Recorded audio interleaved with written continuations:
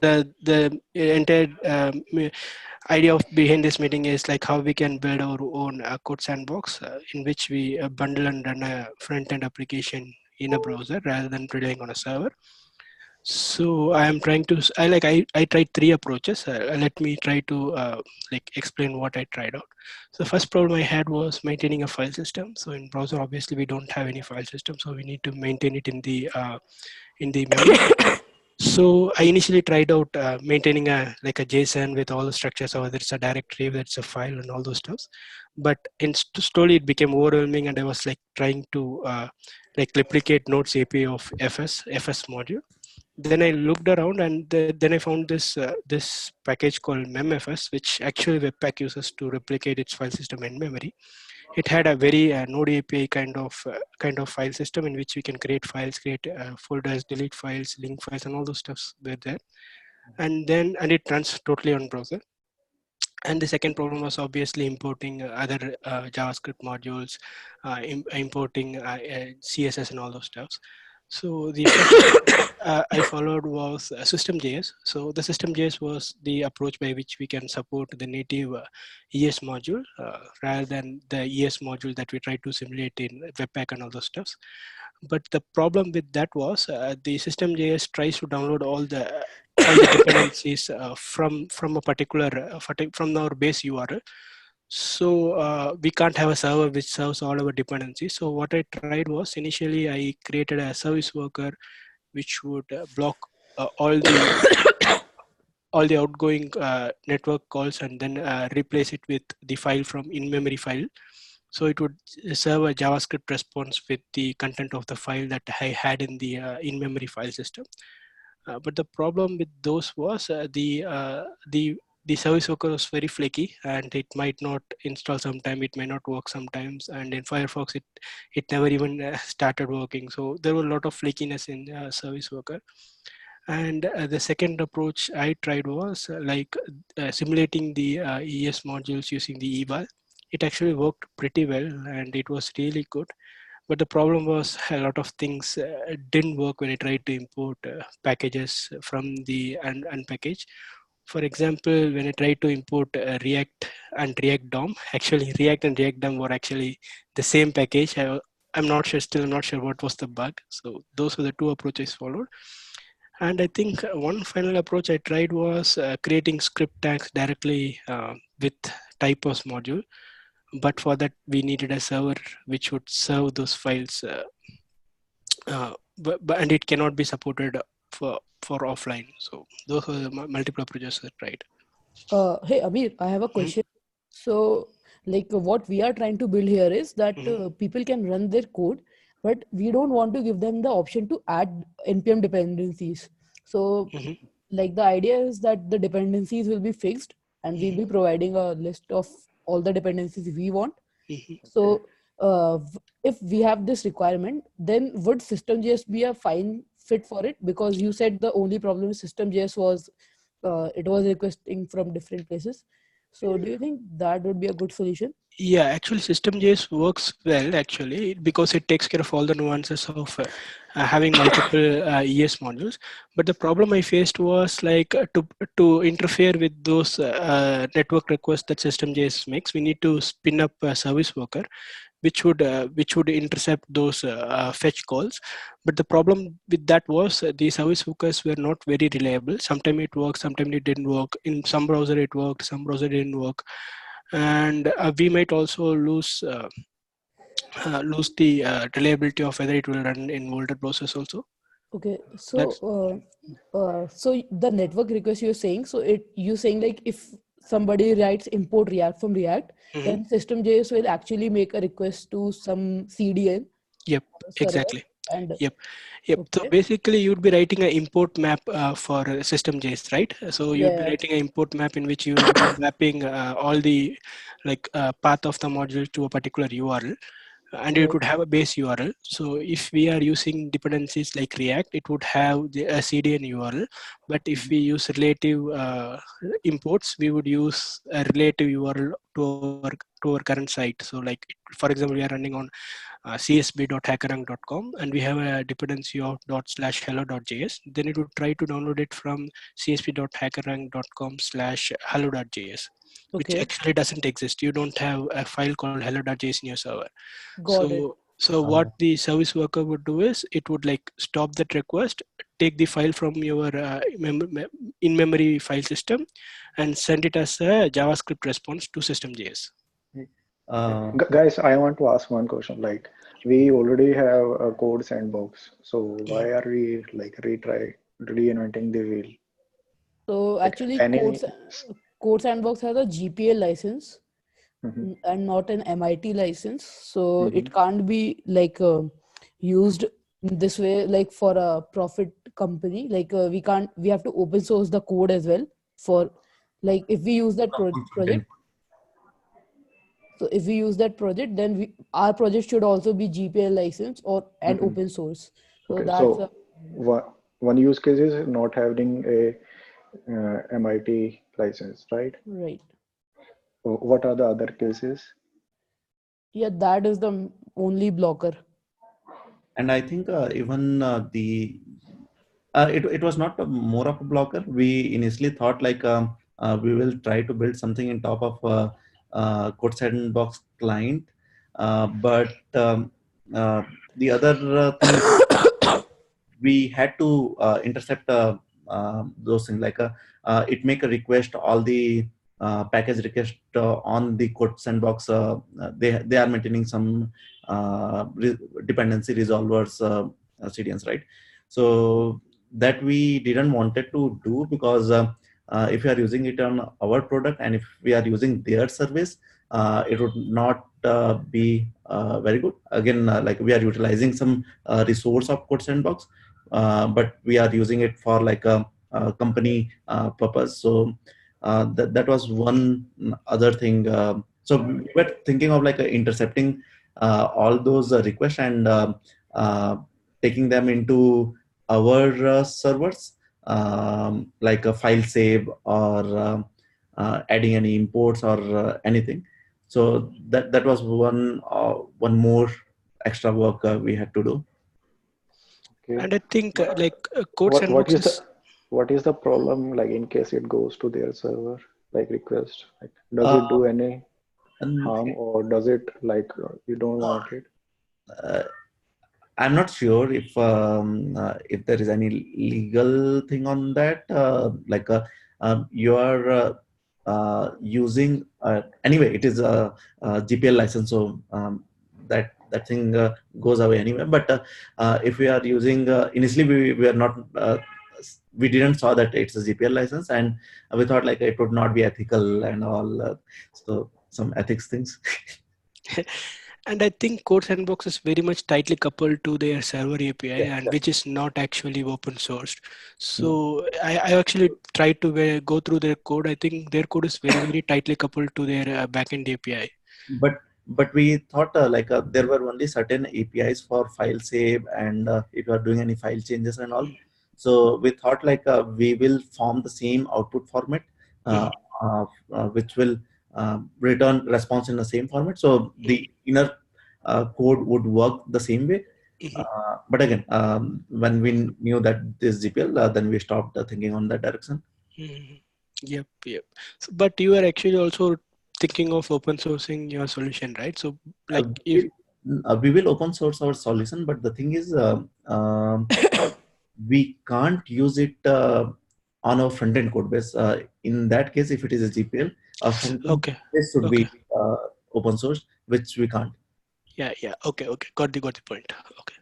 Okay, for us, the use case was more about like testing the private module because like again, it if Okay. you use code sandbox, it goes to their server. So, Yeah. but we had our own registry of npm modules, and so it won't be able to resolve those. So that was one case for us.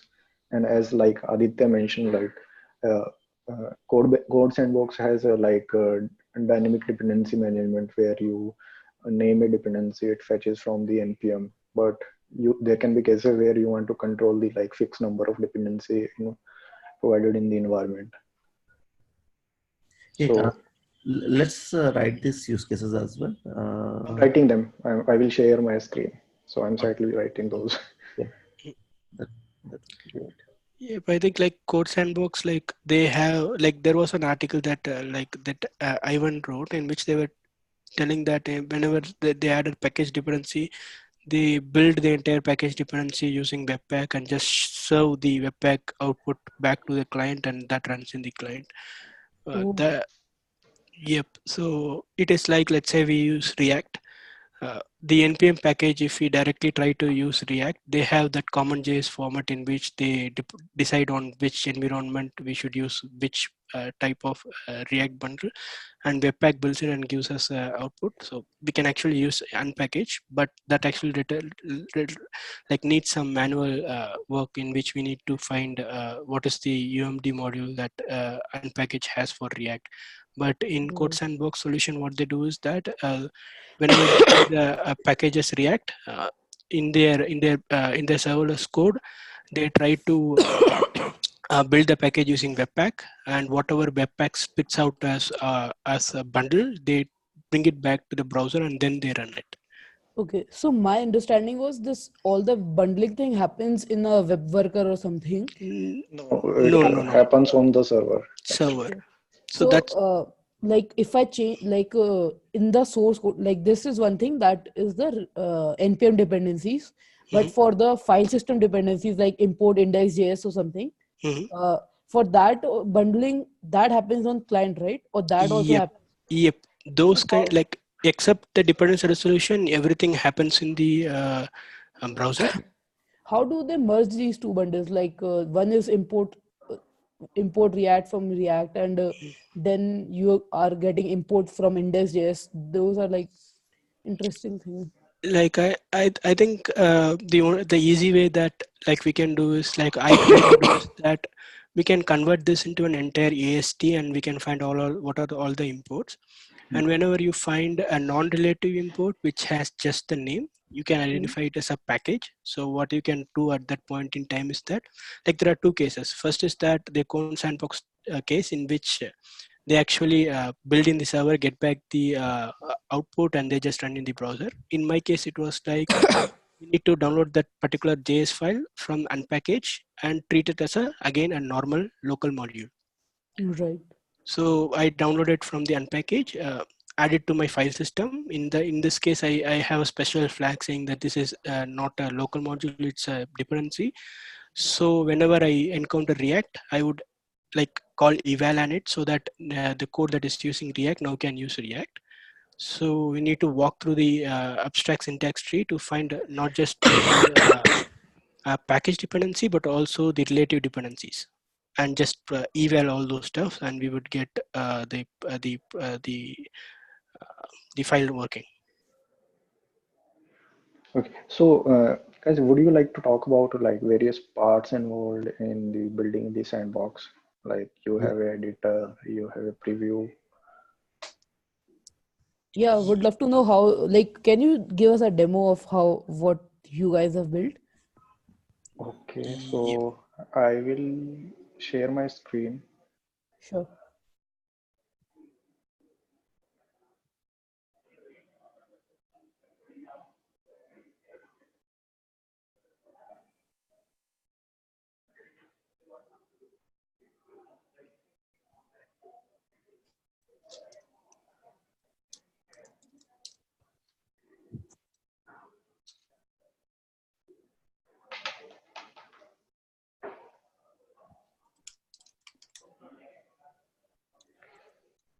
I think I have to rejoin the chat Yeah, it because asks for it's the permissions. Yes. yep. Yep. So I will be back in a minute. Yep. Sure.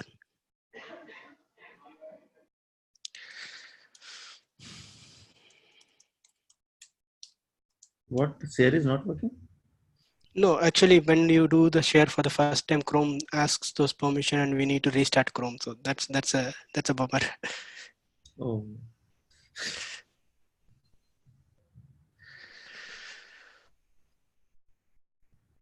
okay. I think Kuldeep was writing all the notes, right? Yep. We can write Could it be in post the doing doc. that. If we can write that in a doc, we can share it later. Yep.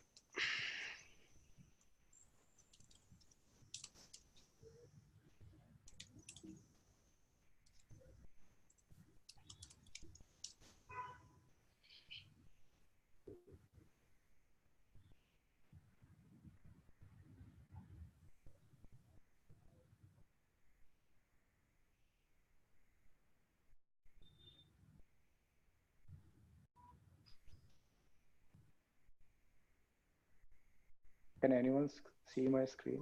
Nope, I'm not yet. Yes, I can see the screen. Am I the only person not able to see the screen? Might be focused on some different view. Okay, let me go back to Zoom. Yep, I can see yours. Yeah, right. Cool. My bad. okay.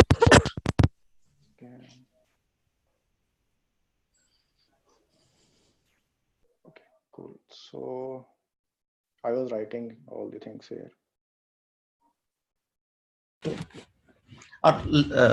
Let's write it on Google Doc, so other people can also write there. Yep. Copy it.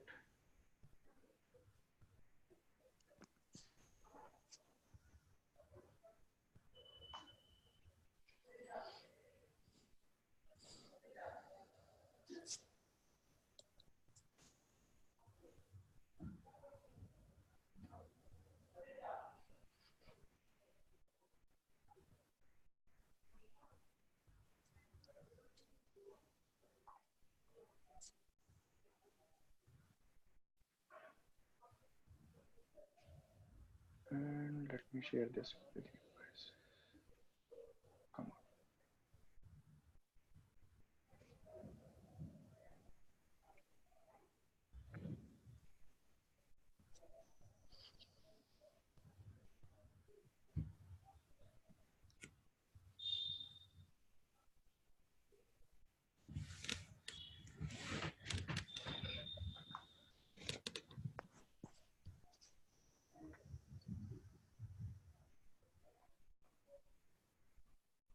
Guys, can you just ping me your IDs? Do the shareable link and then share Ping it. on the chat. Yeah. Yeah. Change the permission to edit, and then later on you can change it to comment.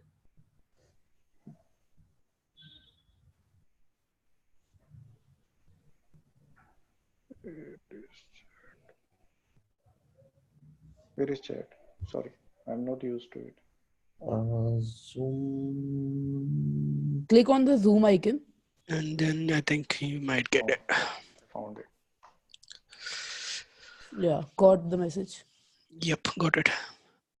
Okay, so we are out of it. So I was talking about the parts, various parts of CodeSandbox, and it involves a editor where you normally like create files, update file, and you can delete file also. And then editor emits changes to a central, you can say broadcaster.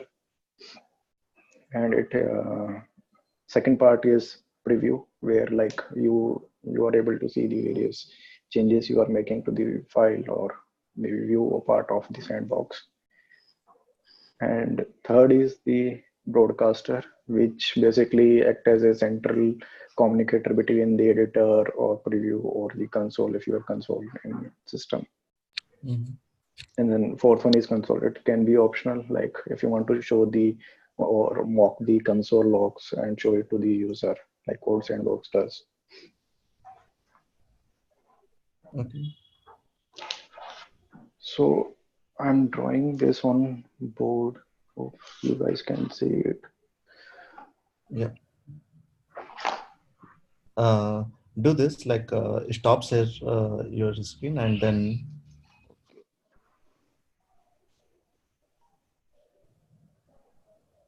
What is? Oh, Yeah, it's better. that's good. Yeah. Can you see the board? Yeah. Okay. So we have this is like three parts I'm drawing. I think there is a lightning issue. So your Can you see it? there is a light above the board, right? So Probably should we use paint? Paint will be hard for me. One second, let me bring it might be the forward. side board that would be more proper. There are three boards, right? You can try from the side board. One of This the one? yeah. Okay. Uh, uh,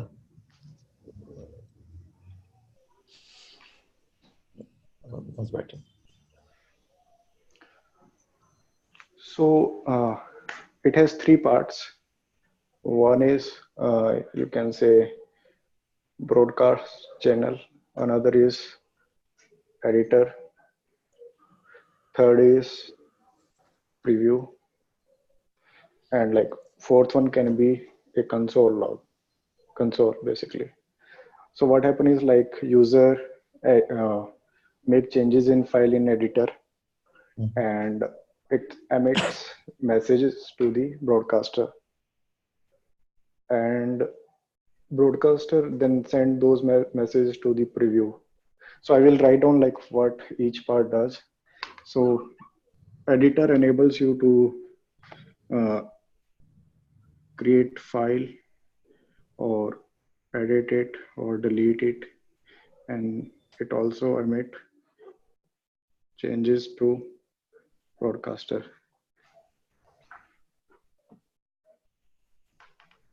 And what happens in preview is it has it can have like multiple things. It can have preprocessor, like once you receive the files you want to like transform them into one form to another, so it can have preprocessor.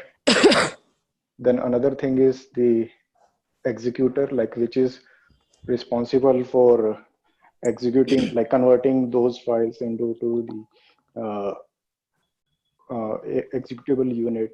And within execute, like various things happen. So first it parse the your main module, create the dependency tree for it, and then it initialize the dependencies, and then come back and then initialize the main module. Mhm. So Yep, Kuldeep, one small clarification, like when the executor happens, does that execute the main entry point, or does not execute the entry point? okay, I will explain it like how this happens. Okay. So you guys are already aware of how ES module works, right? Yep. Yeah.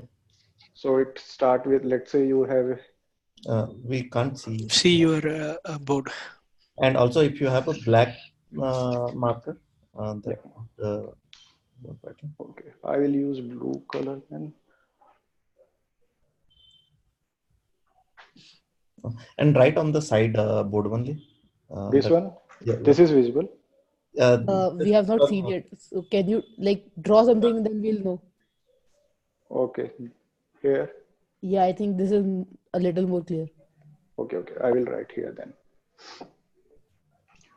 So let's say you have in ES module, what happen is like you have a module A, it has dependency on B and let's say C, and then B itself depends on, you can say B dash and the B dash, B double dash.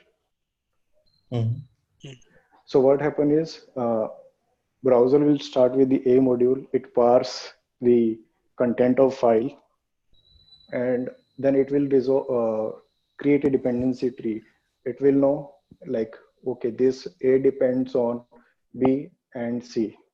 It will stop the execution for A and try to build B module and C module. Then once it reaches the B, it again parse the content of B, and then figure out like it depends on B and B dash and B double dash, and then like it reaches B dash and does same thing for it. Once it reaches the like leaf node, there like it's execute the module, create an instance of it, and save it in a cache, Mm-hmm. and then it goes like upward in the tree. So this all things are done by browser, or we have to write anything for? So this is how like ES module works. Okay.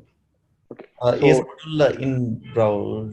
Yep, I browser. think native ES modules work this way. So there was one doubt on this. In ES module, we like inside the code we write a import React from like colon React, right? Yep. Now, how ES module in like how browser will know that React it has to search on any module script. Okay, so There is import maps, but it is not a very well supported thing. mhm. Yep. Uh, SystemJS is a polyfill for that actually. yeah, and but if we like transpile with Babel, then we can use the aliases. So React import from Uh, some URL or something. okay, Yeah. so So okay, I will tell you like what exactly happened. Once a browser has a code for the A module, it parse it. So by parsing, what it means is like it extracts the metadata from it. It doesn't execute it actually. mm-hmm, Now it knows the like what all the dependency it has. It mm-hmm, just knows it doesn't have those dependency yet, right? So it can be a native URL or it can be an external dependency, like some URL from some CDN something. mm-hmm, mm-hmm. So now it knows, okay, whether it has to like fetch it from the server or whether this is available in one of the script tag. So Mm-hmm. it resolve that part, like identifying whether this is local or the whether this is a external module, and then create modules for them. Okay, okay. Uh, uh, it will, but in that case, you have to write like a import React from the whole CDN path. Yep. Yep. Yep. One way of doing that is like giving the entire CDN path, or another way is like what Aditya pointed out. We can use an import map, Yeah. yeah, in which we map the word React to a CDN URL. So when browser encounters React, it would try to download the file from the CDN and then try to evaluate it. Okay, okay, got it. Okay, so like this is how actual ES module works, and what ES module does is like it maintain the chronicle path of every module it loads. So Mm-hmm. let's say you have a dependency at the root level, and you are using it on the root level, and plus at the somewhere in the like nested tree. So you might have duplicate instance of that if you don't resolve the chronicle path. Canonical. So let's say this B dash module is Mhm, being used by C by C and B double dash also. mhm, So here in C, what we'll write? We will write like uh, dot dot, then B slash B dash, right? And in B double dash, what will you write like dot slash B dash? mhm, So mhm. Oh, okay, got it. import so import source Got will be different for both of them, but got in actual this is one module. So what browser does it, like whenever it is creating the instance of module, okay, create a chronicle path. okay. It It might can, be converting it on like an absolute path. yeah, Uh, you can consider it like a absolute path on directory. okay, okay, got it. So it doesn't need to, I think, probably execute it more than once. It just evaluates it only once. Yeah. Yeah. Yeah. So that was, let me,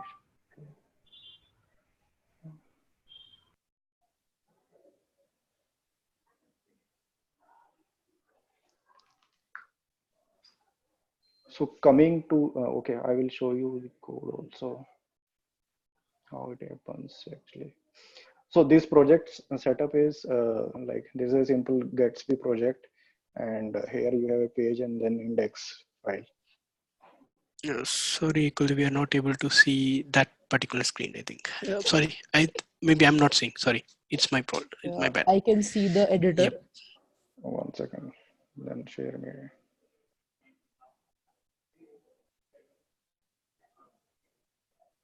Will it share? Like, how does it share? No. Okay. Yep. Can Now you I see can it? see. Yep. Yep. So this is a simple Gatsby project which you get from the starter kit, and like it has source SRC. Under the SRC, it has a page, and here like I have created a React component, simple component. Ignore these things first. It has two part. Like sandbox has two part: preview and editor. Mm-hmm. Editor is simple, like you pass the files, and whenever you like user changes the file, you get a notification of it using the callback. And preview is nothing but a iframe. Yep. Okay, and like I talk about like a central piece here, broadcaster. So what happened is like whenever a user changes the file, it send it emits those changes to the broadcaster, and like in preview you are listening to the broadcaster and you get notification of it. Mm-hmm. So you can also use the like post message also, but let's say if you want to like not you want to open the preview in a separate window like CodeSandbox does. So for this I was using this broadcast channel. So this you can use for the uh, multi-browser context, you can say. So it works across the tabs or different windows also. Kuldeep, is this a native support or it's a library that you're using? No, it's available in Chrome. Okay, but it's not available in other browsers? No. So, but they have also polyfill for it using the local storage. Okay. So that works actually. Okay, so I think, but in CodeSandbox, what I noticed is that if I take the URL that they give and paste it in a new tab, which I opened, it actually doesn't refresh or doesn't get any update from the main editor, I think. I'm not sure whether Yeah, they're, only when you click on save button and refresh, then then it gets, yep. but it is not real Complete. time. Yep. So with this broadcast channel, will it be real time? No, it's more like of like somebody's publishing the messages and other guy is listening to them. So Okay, I think it would refresh. very, very dead simple API it is. Okay. Okay. No, I was trying to understand what's the advantage. Like, will if we use this, so will it happen like if I change the code in editor, the second tab the page will refresh? No, it won't refresh. You will, okay, consider it like a post message.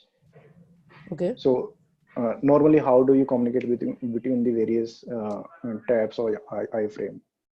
You get a reference of that tab or iframe, then you do post message, right? Right. Yep. I think Adi is confused between like if two user.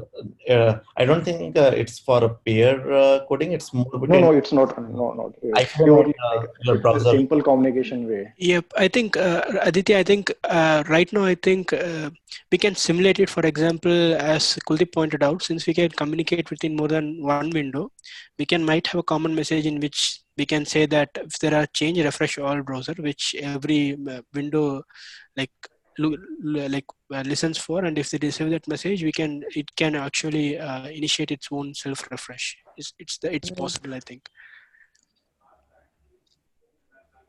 Okay. Aditya, are you clear? Yeah. Yeah, but if it is just iframe, we can directly post message. We can use the post message thing as well, right? Yep.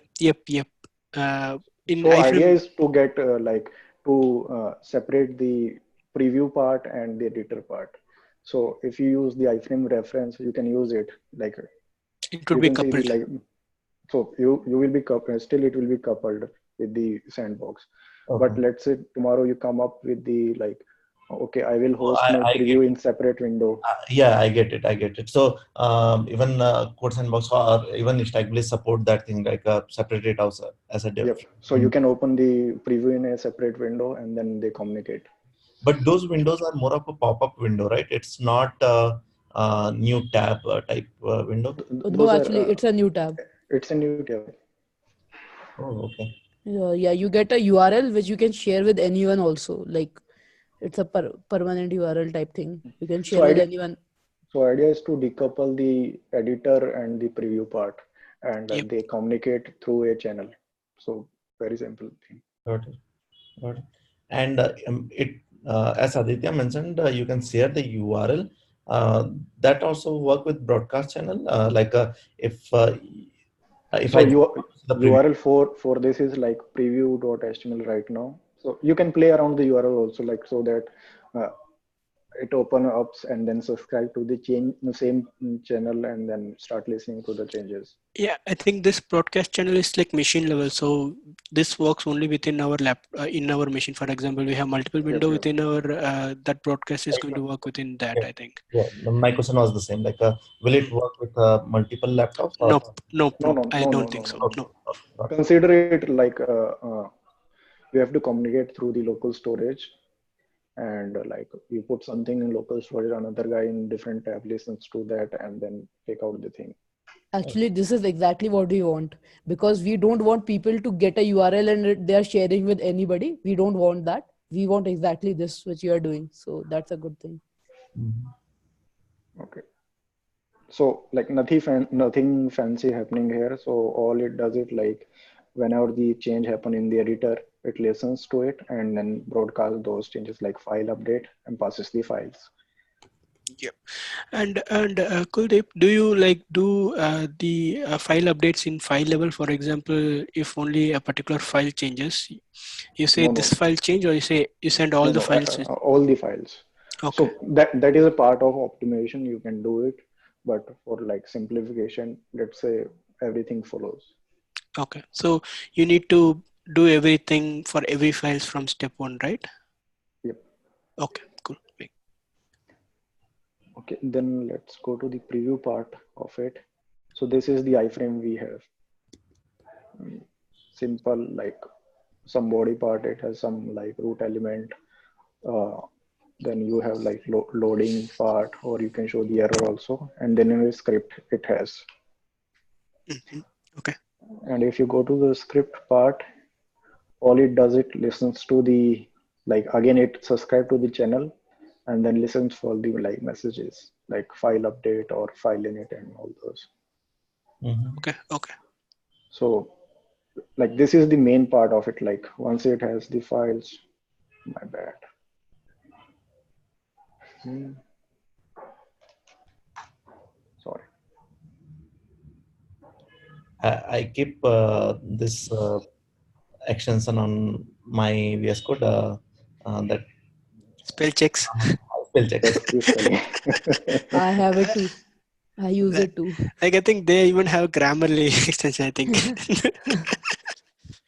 So like in preview, what happened is like entry point is like you listen to the messages and then pass on those files to the like there is a runtime script basically. Mhm. So Okay. this is like everything happen. Mm, like it start it try to simulate the how ES module works. Like it starts with the main file and then its dependencies. I will show you. So So this is the like main function and it got the files. So by default, I kept it like entry point as slash index.js Hmm. and like it filter the first main file and then start creating the module. Okay. Okay. So what exactly happens in create module is it does these things. First, it parse. Now we are into the executor part of preview. Hmm. So first, what it does it parse the file, the current module, and extract the meta information out of it. It can be your import, export, or some other things also. Let's say your file is a JSON file or it's a markdown file. So you can add more metadata to it as per your requirement. And also it parse the your file. So the source which you have parsed, now it will be transformed to some other format which the Hmm. model system understands. So here you can see like passes to the transform code in the main file, and out of it, what you get is metadata And this and the transformation content. is happening on a worker. Yep. Okay. So okay, so this executor also like has a worker to it, which uh, extract out your metadata and plus transform your code. And the way we have designed it, it can be changed also. Like let's say you have a SVG file, right? And ultimately browser will understand JavaScript. So it converts SVG to the ES module and then pass it to the executor again. Okay. So I will show you like what happens there, but consider it like this is a transformed content and this has metadata. So next step is like it creates uh, like before like running the main function, it creates a register. Register is nothing but a cache for the module instances, so that you don't have duplicate modules. Or let's say you are deep down somewhere in the dependency tree and it imports some module, so you can easily resolve those instead of going up and then checking them. You are kind of simulating the ES ES module. module behavior Yep. with yourself, right? Yep. Okay. So once you have the metadata, it adds to the register. And like in metadata, what we are fetching is like imports the dependency of this module, and it passes the like the same files and register again to the dependency. Dependency, what it does it, so it iterate over each import statement you have, import declaration you have, and try to resolve them. And once you have the like module instance, it will like if you have the modules like here, what it is doing is like getting from the cache. If it is not there, then again create the module instance with that dependency. For external, what happen is, okay, I will come to this later. Ignore this part for Okay. right now. And this is like a local versus external. So external, yep. doing separately. Yep. Okay. Till now, you have the all the dependency resolved their instances in the cache. Now it comes to the like creating the module of the module instance of this module basically. So now you go to the create module instance. Now it knows the like where are the all the dependencies, and okay, so this is where like where you execute the module actually. So there are multiple approaches to it. You can use, because we have the like module data in the form string right now, and we need to convert it into some executable unit. So one way to do is like the way Webpack does it, it uses eval. Okay. So it passes the like your module content into the eval and then run it. Another way can be creating a new function definition. Okay. That is also same eval and new function definition. It Yep. works same, right? Yeah, but like we choose the function definition like because it helps you to manage the dependency also. So I will write a simple code to show you like how it works. Let's say you do import math from, and you do like console.log math dot sub. Very simple file, right? This is one module, and in math we have export function. Like something happens here.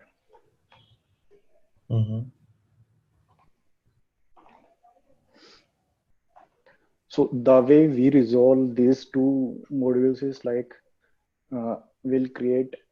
Let's assume like this first module can be written in this way.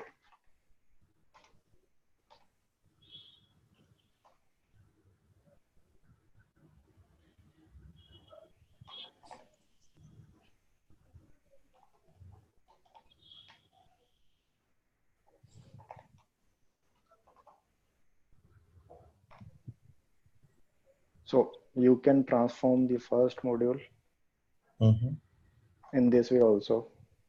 Mm-hmm. Okay.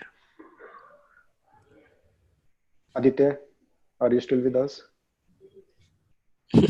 Yes, I'm listening. Yeah. So like if it has two dependencies, you would say like math, comma, another dependency.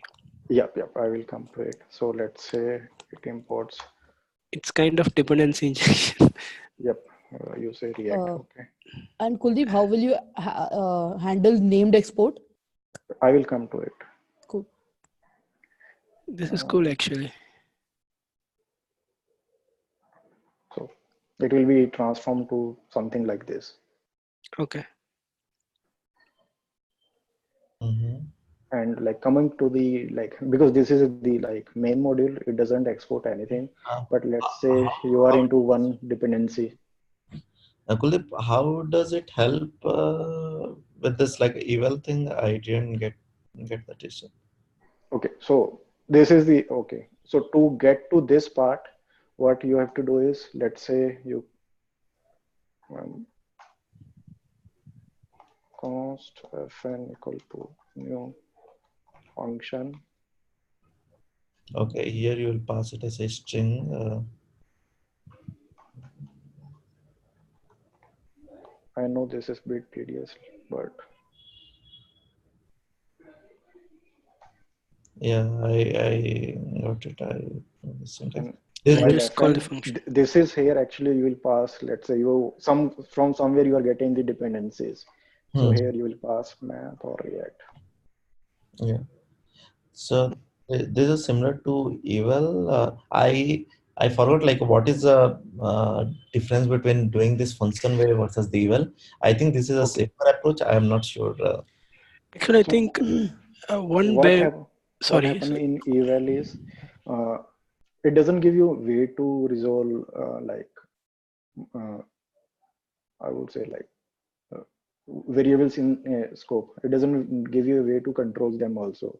What it does is like let's say you do eval of this statement of this same code.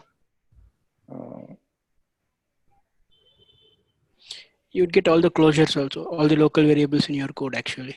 Yeah. So eval will here run in global scope. Global state, exactly. So you Depends will where get. you have declared it and how you execute it. Yeah, it So depends on her. if you do like this, so what it will do is like the upper scope, if it has the, let's say math or these things. React. So for eval, it will be like this kind of statement, right? So it will resolve math or React in the upper scope, immediate parent scope, and you have to somehow inject those into the parent scope. Or if it is executing in the global, so those dependencies should be present in global also. So this is a bit different from the how ES module works, because like in every module, the dependency are local to you only.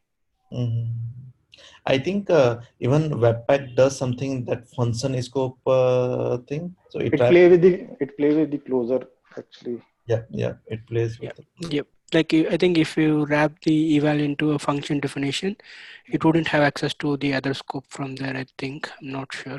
It can have access to global scope because it will have the parent scope and parent scope have. Okay. Yep. I think with function, I think it won't have access to any closure, so it would be safe. Another thing, I was actually playing with eval. I never thought of this function thing. So one thing I had a problem with this eval is that eval was not so controllable.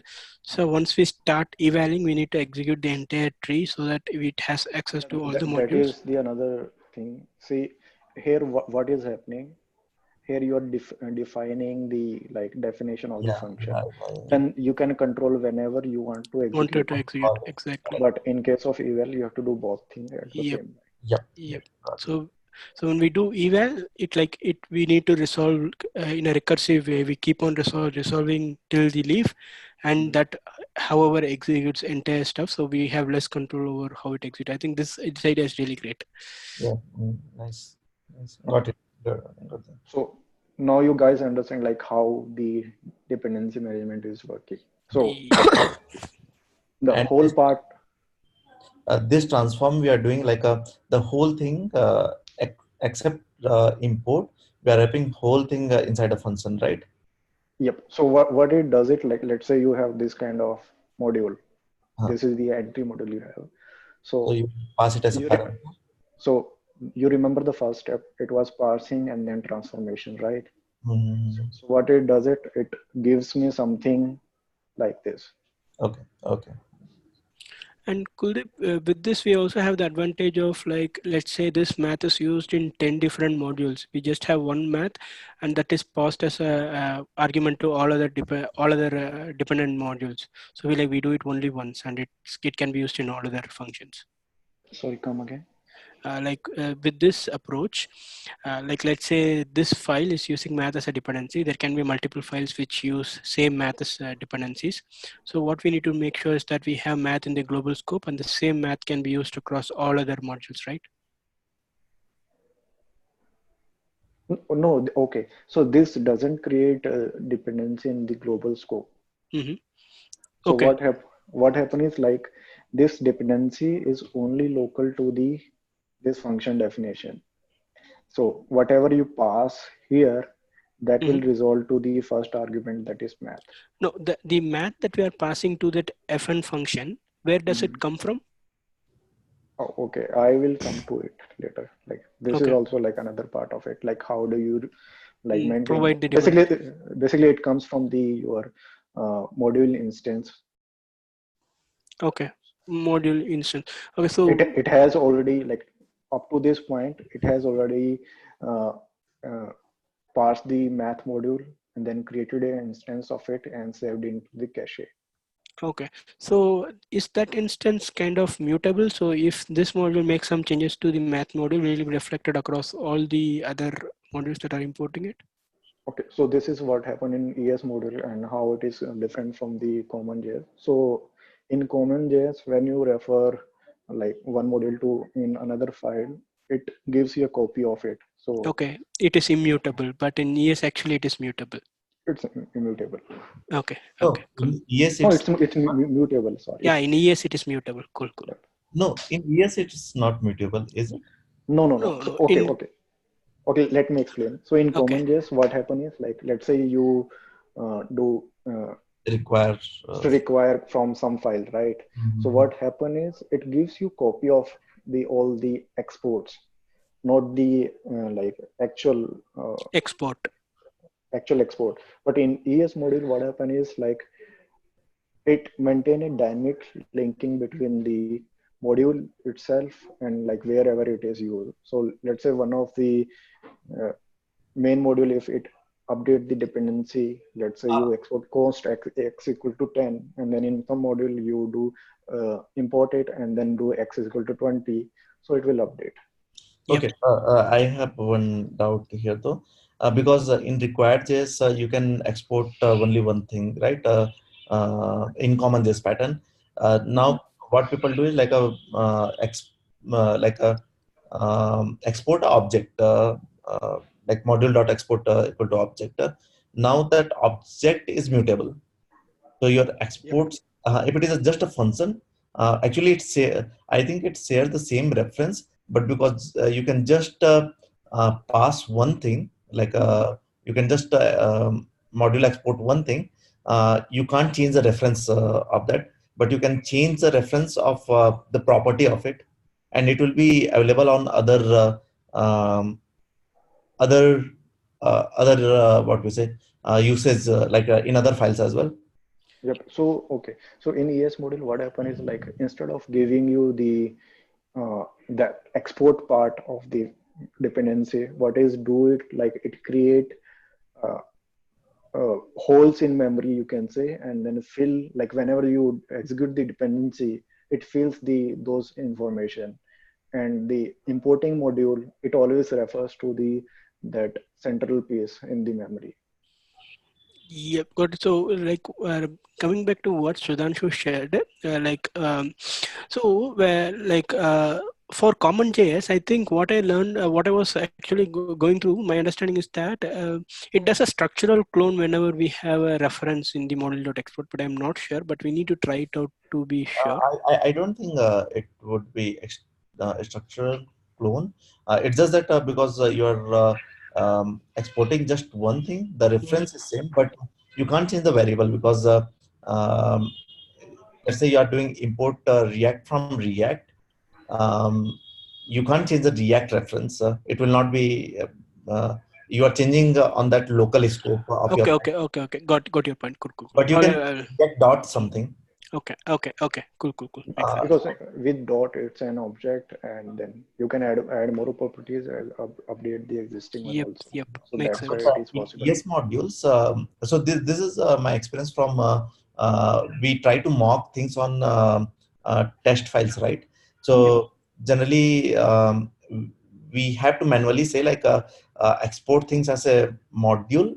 No, sorry, export things as a common JS instead of a module, because module work in a little bit different way. It does export the same thing, but those are like they export it as a getter setter.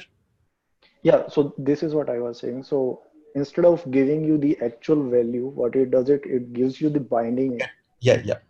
So in the module, when you are referring to a dependency, you are not referring to the value of the dependency, but the binding itself. Yes. So that's why you can't mock the module exports, but you can mock the common JS properties because it's an object, and you can mock the not mock, sorry, stub the property of a object, but you can't stub a getter of a object. Of object. Okay. Yep. Makes sense.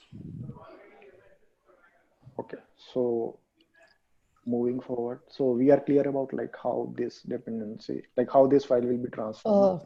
Kuldeep, can you explain that named export part? How named export works? Okay. Yeah. So it has a trick actually. Uh, so what will happen is, in case of name export, let's say this is sum, Mhm. right? So like there are various ways to do it. You can directly send the sum here, and here you are referring it to like sum, and pass the sum, like export, take the uh, Mhm. sum function from the dependency and then pass it to the function. Mhm. But like instead of giving this individual function, what I was trying to do is like I was passing a scope to it. Scope is just a placeholder, and this will be changed to scope dot, Mhm. and I will pass here scope. Okay, so basically, you are still passing the math object and inside. Yep. Okay, but I think the first one is easier to do, or there are some benefits with the second one. So okay, so I was stuck with uh, the ES module definition itself. So if like something in ES module dependency changes, that should be reflected to the like the one which is importing it. So to give you an example of it, let's say uh,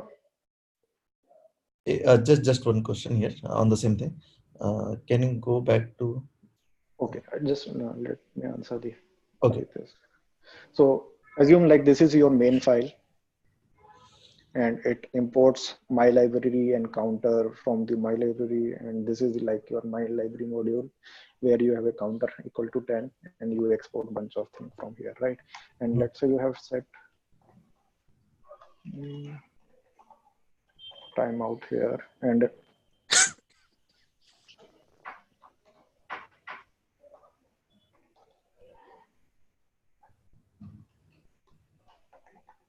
you do counter plus plus here, Mhm. and let's say you have a set timer here also, and what it does is just log the counter.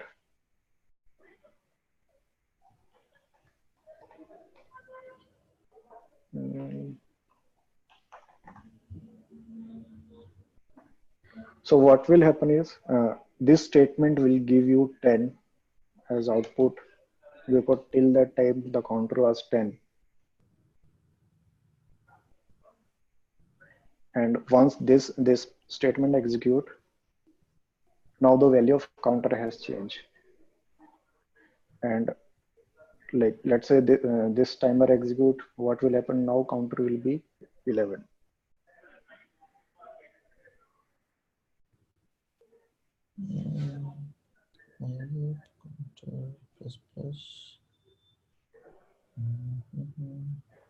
If you do mylib.counter, then it will be changed. If you No, no, just no. counter, it wouldn't change. Let's remove those part. Yeah. So the counter will always give you 10, but the counter has been changed there. No, this is what ES module does. So it refers to the binding here. So this is not the actual value of counter. Yeah, actually it's a getter.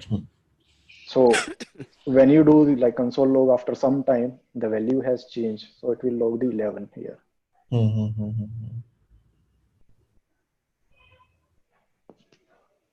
Okay.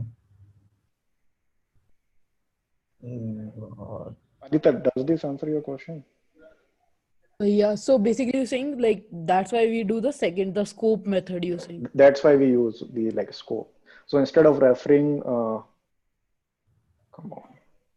Yeah, so always use it as a property. So kind of you're converting it into a common JS pattern. So it's an object, and you're always using the property, and property will always be up to date. Yep. Yep. And you also pass some flags to ensure that this scope refers to a particular scope, and we are trying to access a property of the scope while wrapping the function, or it is taken care by the function itself. So I think that so what happened is like while transformation, we does that like, and this is your source file. Mm-hmm.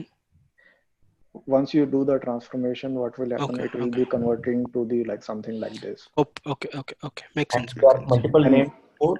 It might be like a scope 1, scope 2, something like this, right? yep. Okay.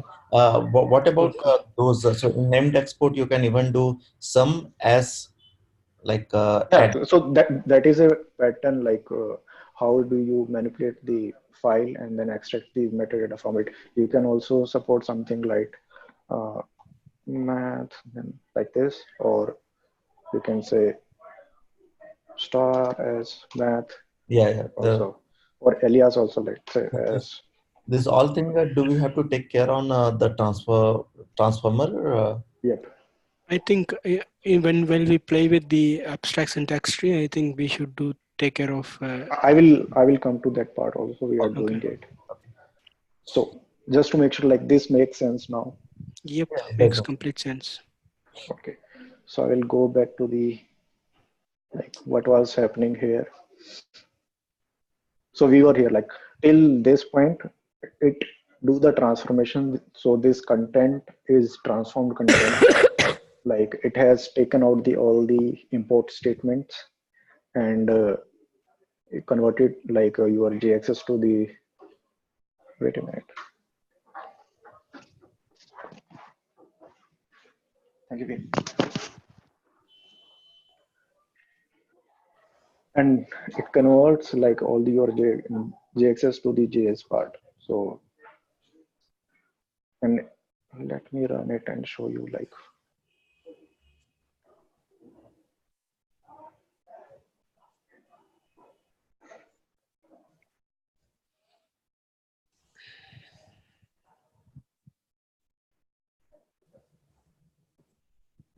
how do we share like multiple windows. Did you click on desktop one when you started the sharing? Hmm, I guess I did. So just go to that window, it will be available. Sorry. On middle of some call. A middle of a call. But candidate's already here. I don't have any other room that is open.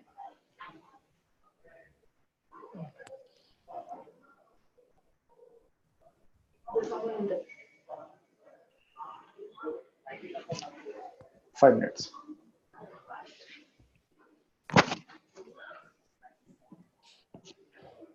So my time is over actually. Maybe we can do the later part in the second half. Guys, what about you? Yes.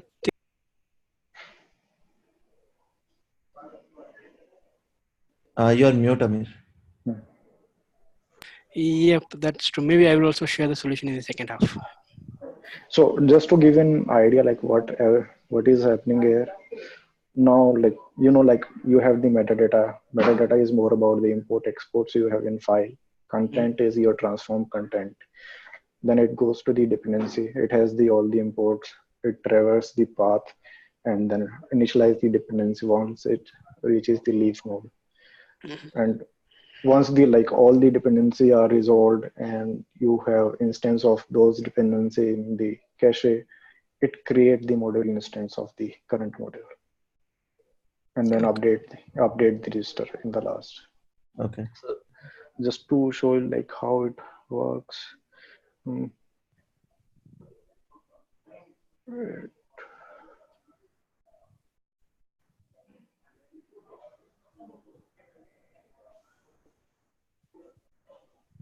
So you can see this, right? Yep. Yes, I can see.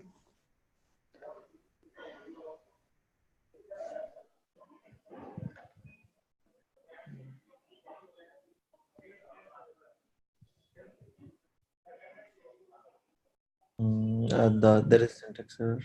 Yeah, so you are using the double arrow, like double equals to arrow syntax. So just remove that. Yeah, moved it.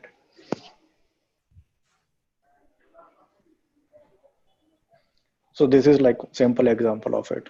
It has an entry file which has my library and counter, and it just console logs those. In my library, it has, let's say, an export counter and a function default you have, and it's so if you want to see like how the things are happening, so see here like what is happening. So this is the function which gets created.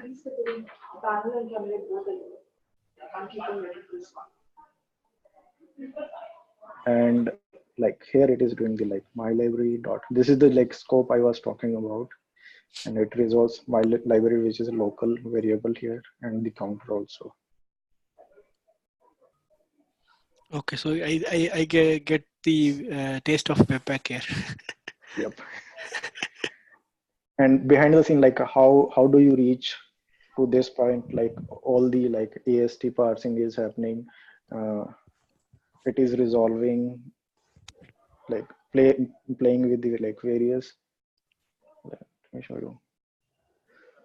So here it like all the transformation was happening. So it play with the import statements, extract out all the imports, and then create the like a graph in the dependencies. Same way it play with the export also. Mhm. Got it. And like in case of export, let's say, where is this? Let's say this is the math file. You say export const, let's say function. So what it will do is it will change it to something like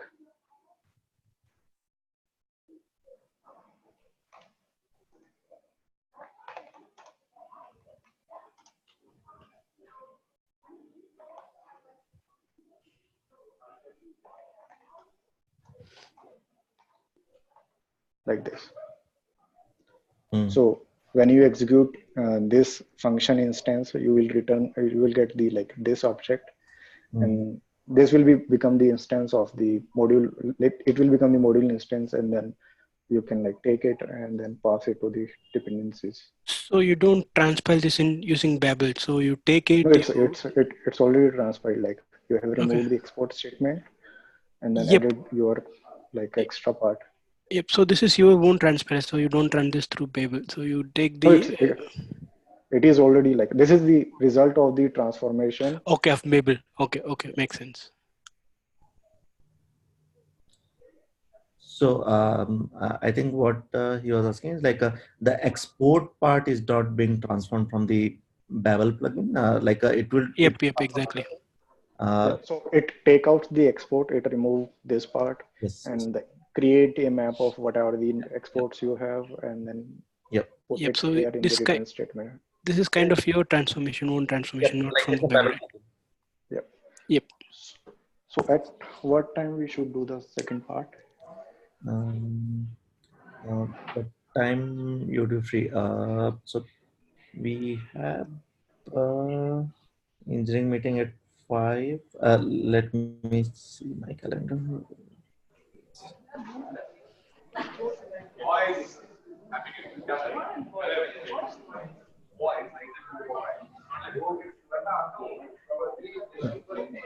Mm,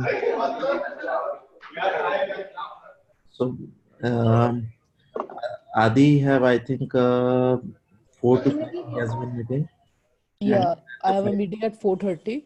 yeah, So, and but before that, I'm free. then 5 to 6 I have one meeting. After 6 I'm free, but I'm not sure if you have to leave after that. Uh, No. So I am in office till 9 p.m. So I that's fine. I'm free from 5 actually. Afternoon it's a little bit packed for me, so I'm free from 5. okay, so I have a meeting till 6. After that, after 6, if you can continue this. Let's do 6:30 then. Yeah. Yep. Fine. Cool. We will meet again at 6:30. Okay. Cool. Thanks, Kuldeep. Thanks, Thanks, Kuldeep. Sudhanshu. Thanks, Aditya. Thanks, Thank Samir. you guys.